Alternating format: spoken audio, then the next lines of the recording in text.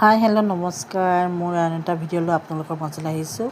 আজি আমাৰ ভাগিন দেৱায়নৰ আজি চুলি কটাৰ নিয়ম হৈছে। এইটো পিছে ভিডিঅ'টো দুদিনৰ আগৰ হোৱা, মই দিওঁতে অলপ পলম কৰিলোঁ। আজি তাৰ 18 মাহৰ নিয়ম কৰা হৈছে। 18 মাহৰ মাক দেউতাকে মানি থৈছিলে, তো 18 মাহৰ পিছতে তাৰ জন্মচুলি কটা হ'ব। আজি তাৰে জন্মচুলি কাটিবলৈ আৰম্ভ কৰিছে। এয়া চাওক, কাটিলে তাৰো বদমাচিবোৰ দেখিছেনে, নিয়মবোৰ কৰি আছে। তাৰ কান্দা আৰম্ভ, মাকে ঢেৰ কথাবোৰ কৈ তাক ফুচলাই আছে।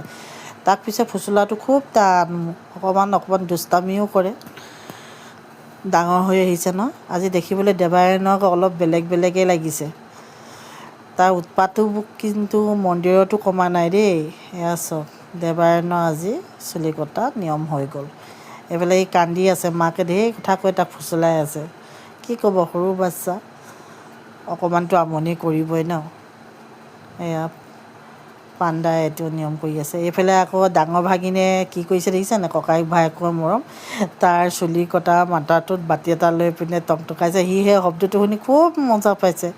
তাক আৰু উৎপাত কৰিব লাগে, এইবোৰ ধেমালিবোৰ খুব ভাল পায় সি।